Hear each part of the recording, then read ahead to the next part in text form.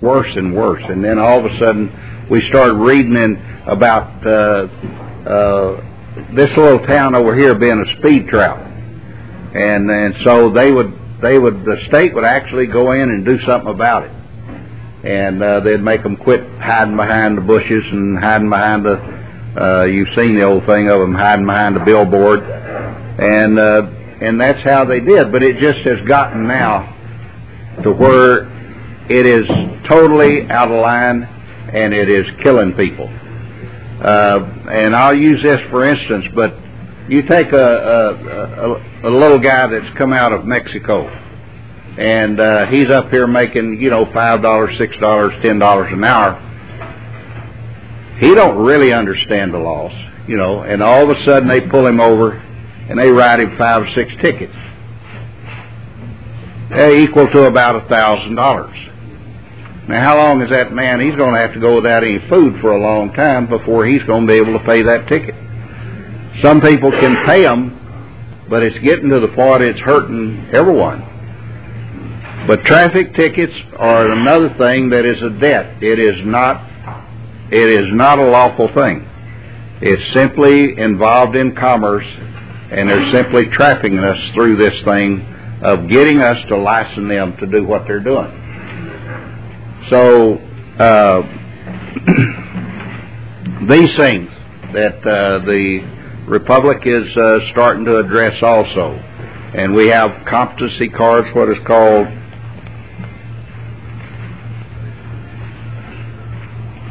anyway.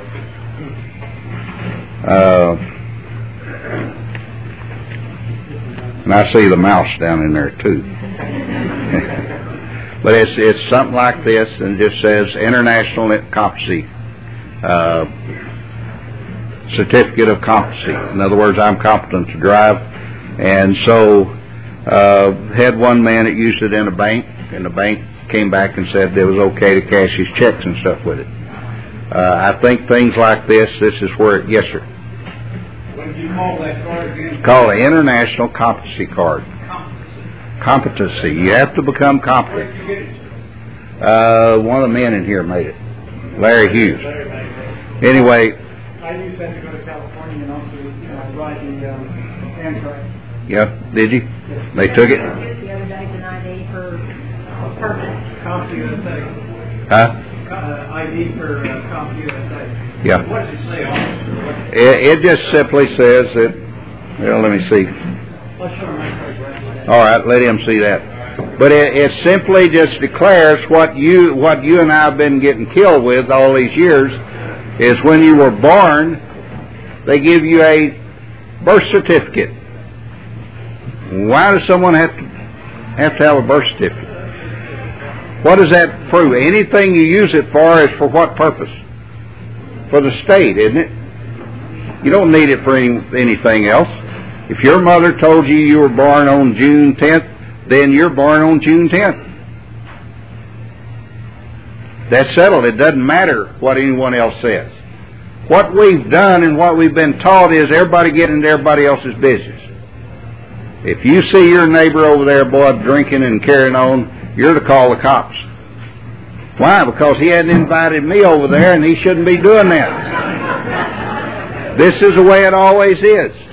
It's something we're not getting to do, so if we're not getting to do it, they shouldn't be allowed to do it.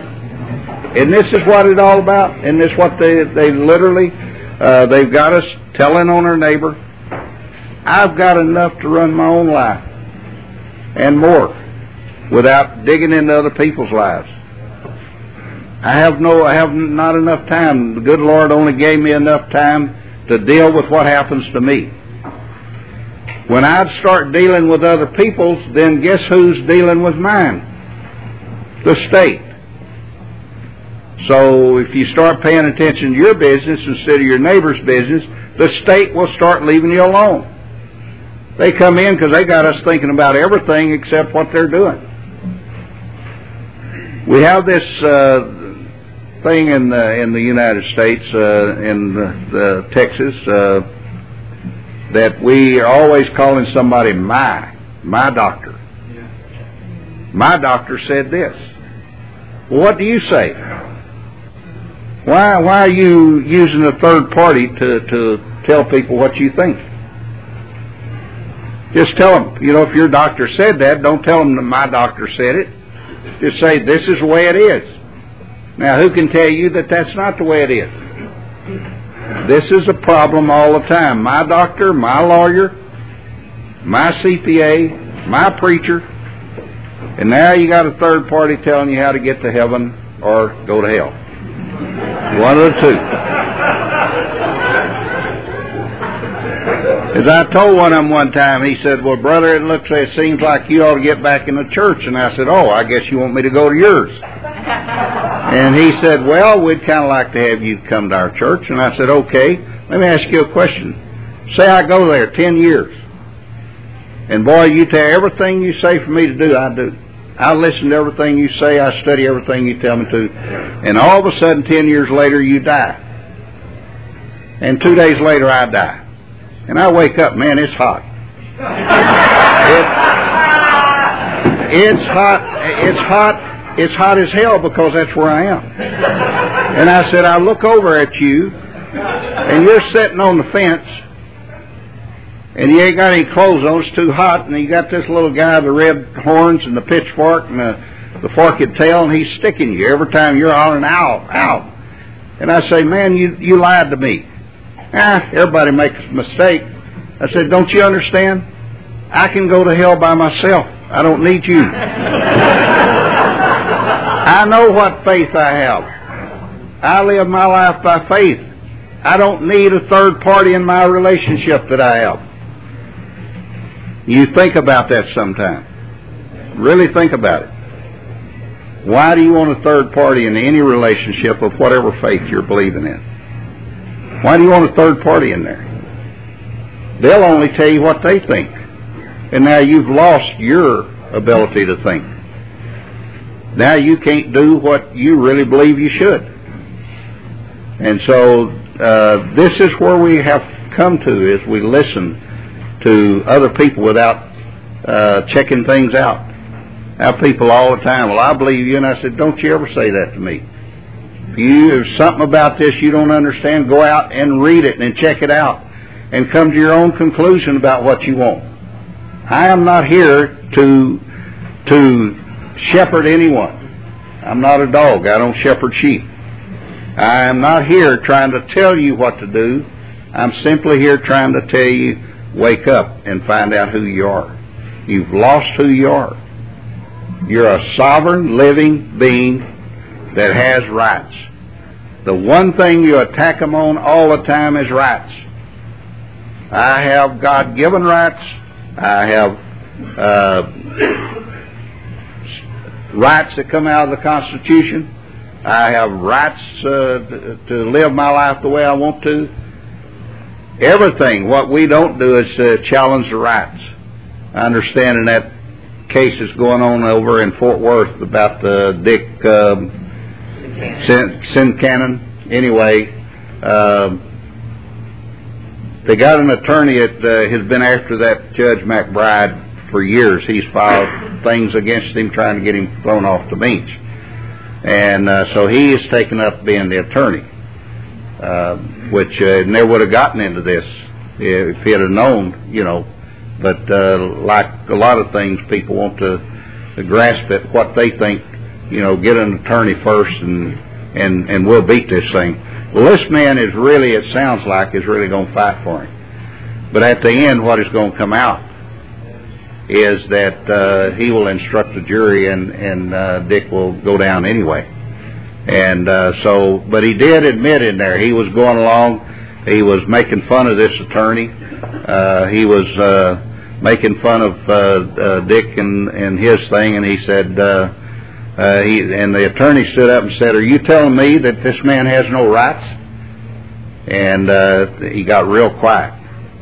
And he came back and he said, well, this does look like a bad case. In other words, the issues in the case are not there. And so how far that'll go, I don't know. But I can tell you that 99.9% of the time you're going to prison. In federal, you're going to prison every time.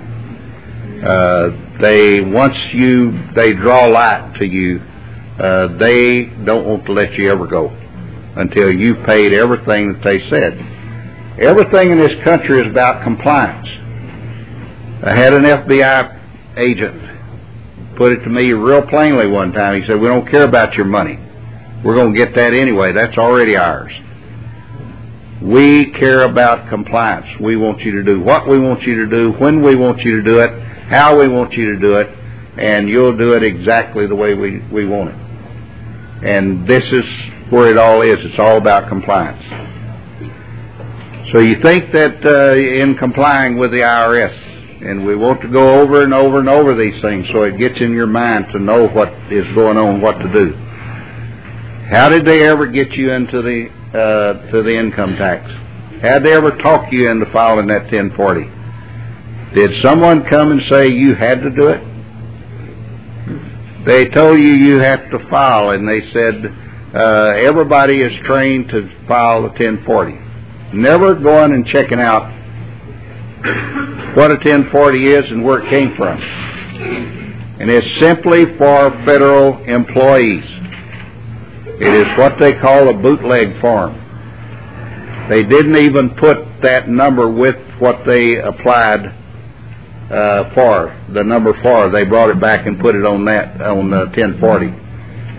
And so what happens is the 1040 is to be filled out by federal employees. All federal employees are to sign everything under the penalties of perjury. Not you and I, but the federal employees. But once you fill that 1040 out, then you're designated a federal employee. Now, if they pay the taxes, doesn't matter if you live in Texas or where you are, you said I'm a federal employee, you signed it under the penalty of perjury, you've told on that straw man up there, which is your alter ego, and you said this guy earned all this money and I'm swearing under the penalty of perjury, he owes you a lot of money. And so the issue is you're filling out the wrong form. It's that simple. The 1041 is the form you should fill out. Why do they call it voluntary compliance? What are you volunteering to fill out? The 1040. You're filing the 1040 that is not your form. Fill the 1041 out. Only the first page. It's only about 5 or 6 spots that need to have any filled out. Put your thing down on it, if you would. Why do I say that? Whatever form you fill out, other than that 1040, nobody can tell you can't fill it out. They didn't tell you to fill the 1040 out. You volunteered to fill it out. The 1040 is 41 is simply a trust. It deals with all trusts. It's got about 12 of them listed down the side. Those aren't the trust you're filing this under. You don't tell them it's a trust. Why is it a trust? Because when they started Social Security, when you got that Social Security number, you were made a trust within the Social Security. That name they give you, that all capital letter name with the Social Security will remain the same. I don't care how long you live. They never change that. These other agencies, you might get it John Q. Doe, J. Q. Doe, or just J. Doe. But the Social Security will never change because that's the name of a trust. The number you receive is the trust number. You fill that out and you'll get all your money back. Why? Because you're never supposed to pay taxes to begin with.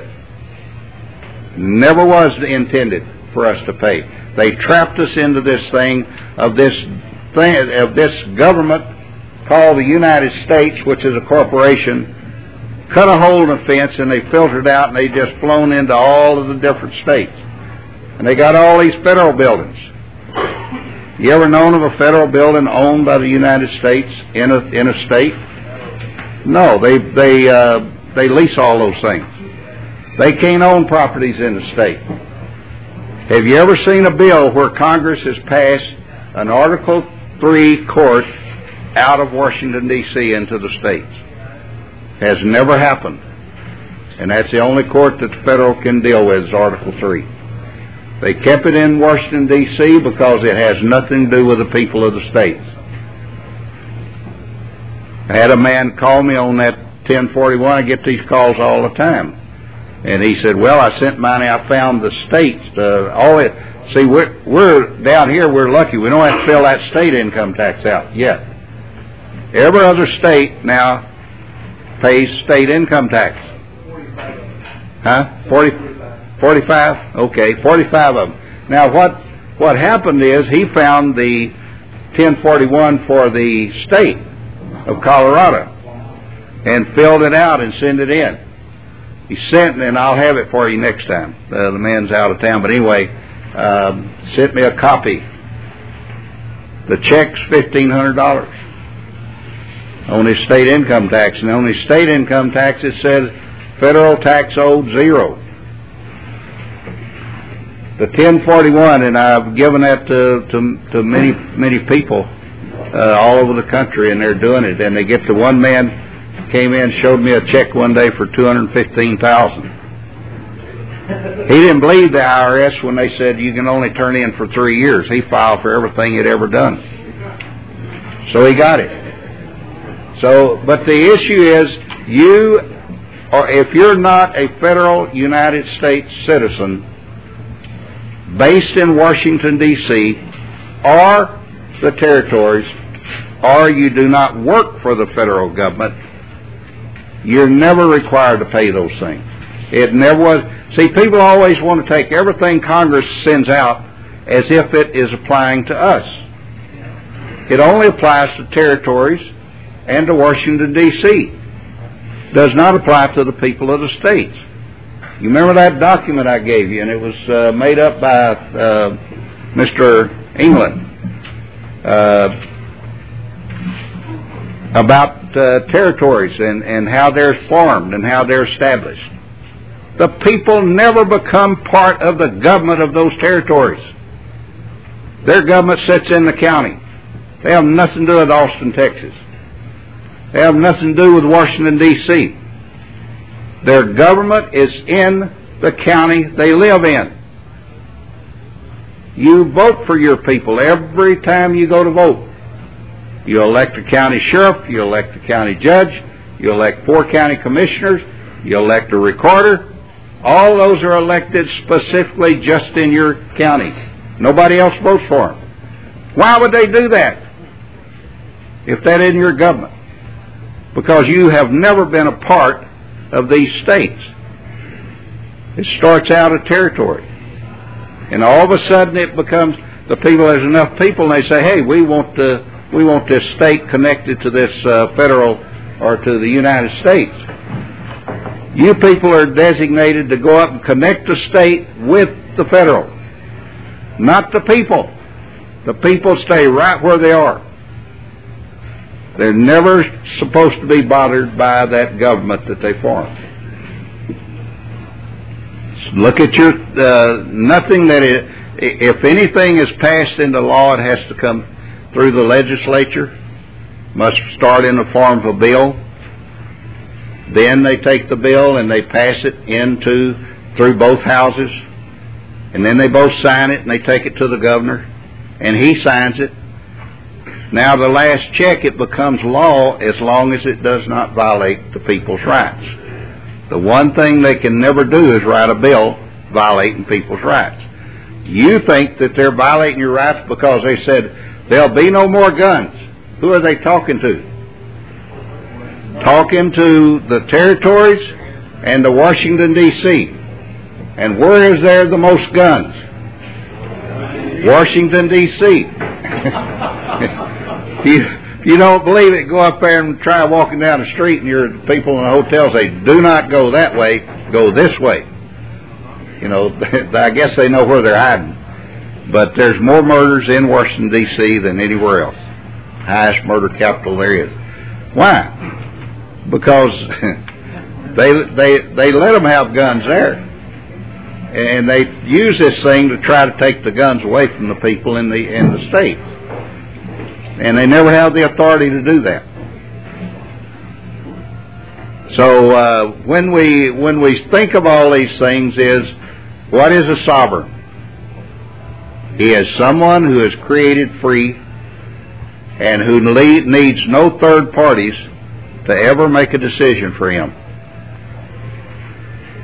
Why do they get you? Because you're always bringing third parties into your arguments. No third parties allowed. I don't care what you're arguing. Don't use third parties.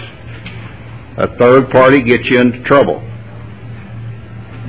So, third parties from the beginning of time have been the downfall of man. Adam and Eve are having a good time in the garden, and all of a sudden, one day this third party comes in, and it changed everything forever. And so you think about that. Why would you want to let some attorney, you and your wife start having problems? And hopefully that don't happen to you, but say it does. Why would you want to get a third party to come in and start taking the assets that you and her have worked real hard for all your life? Why would you ever bring an attorney into it? First thing you do is fire the sucker. Don't ever let one come into your affairs. He wasn't there when you got married, was he? He wasn't there and said, do you take this wife? You're going to live with these people all these years? I don't think so. So the issue is, don't ever let one of them come in later. He's not part of the contract. And you can fire him out of that thing as quick as they can send you a letter.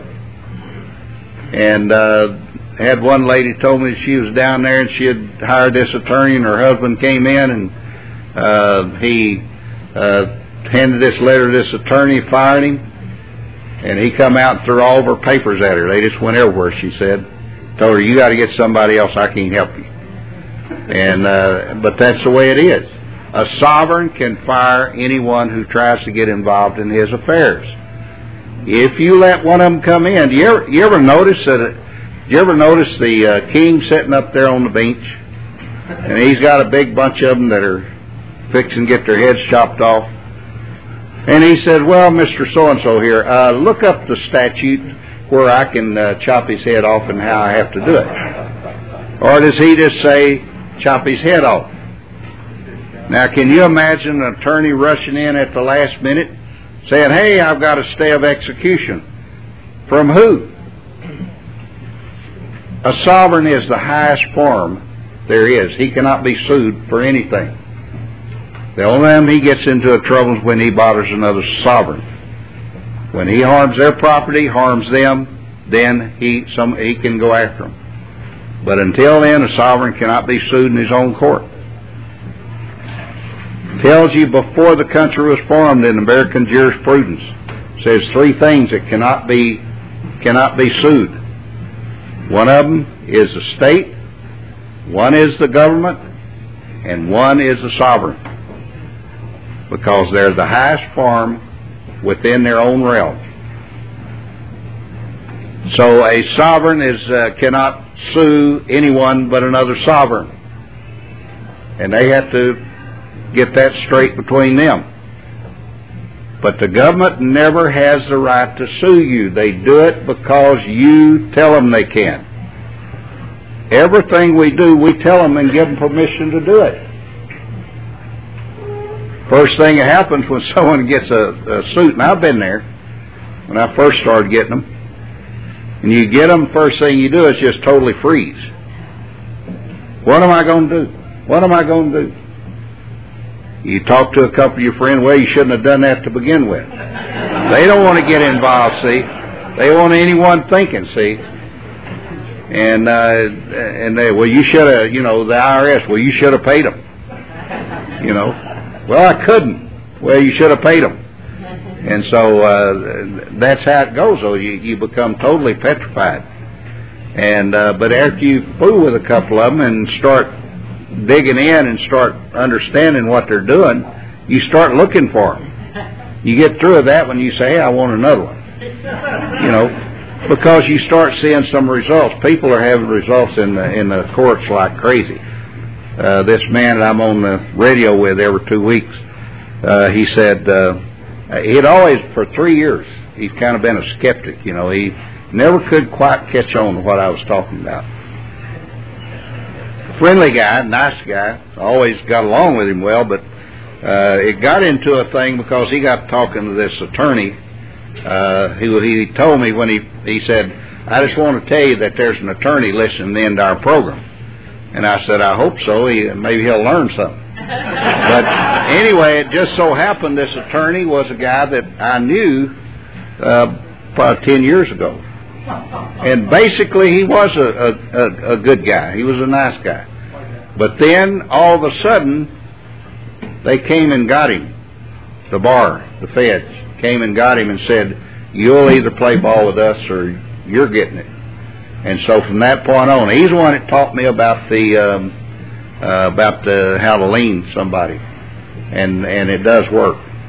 But after that point, though, they grabbed him, and he totally turned against these people. One guy, he was a young boy, grew up in his neighborhood, and this man used to take him down to the law library all the time, and they studied all the time.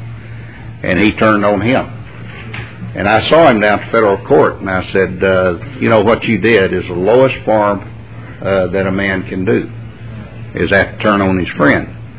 And he just dropped his head. Well, now I understand he's give his bar card up. But I don't intend to let him off that easy, because he still came in, was starting to say, well, you can't, he was quoting law. You've got to do it this way and this way. And so anyway, John then kind of started taking his side of the deal, and so he was upset because I was teaching people how to get rid of this debt, and it was just throwing everybody, nobody else could do that, so it's just throwing the whole country into more debt. We were putting them further and further into debt. And I said, no, John, that's not what it is. What happens on this is that you don't throw the country into debt. If you'll tell the Treasury, put this against the debt of the United States, the debt goes down. What happens, you give it to the Federal Reserve, they turn it into cash. That's what puts the country into debt. It's not the people, it's the Federal Reserve doing it. And so anyway, he went into court, and what he was doing was a man in California that I've been out there about 5 times for seminars out there, and he had gotten hold of this man and had taught him this, you know, about what to say to the judges and all that. And he sat there in the courtroom watching what was going on, and he said, it literally knocked me down. He said what was happening was it was working. And he said, in fact, he got on to me out there, and that was the best thing that ever happened, because I started laughing. And he said, who are you? And he said, I found out later he thought I was an attorney because he has a beard, you know. And he said, well, I'm just here watching the proceedings. Well, you just keep quiet, you know. Well, that then made him listen more intently. And when he saw what went on in that courtroom, and everything that I told him on the show was taking place, he said, now I understand what you're saying.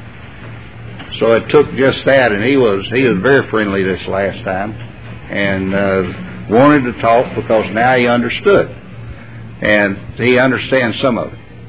But you can teach this a long time. The only thing I ever want you to understand is who you are. I don't. The other is just things that help you get out of the messes and things we're in.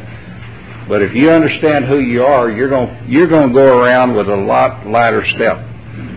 What kills us is going around, and we got this burden that the state has placed on us, and we're walking around all the time afraid we're going to go 1 mile over the speed limit. We're going to look wrong at the policeman when he drives by. We're going to do this wrong. We're going to get somebody down at City Hall mad at us because we wanted to put something onto our house and we didn't go get permission. We have all of this stuff that's laying on us. And the more they get people to do these things, the further they go with it. You know, $15 certificate you get from the city so you can do something to your house. Well, I thought that's your house. And yet they've trained us that the city can tell you. And I used to just tell them, well, is city code, what are you quoting me? Well, that's city code. I said, well, is city code law? And they'd just look at you and turn around and walk off. Because they know you're obligated to obey the law, not codes, rules and regulations. So, as we get into this, I don't know who's got you got the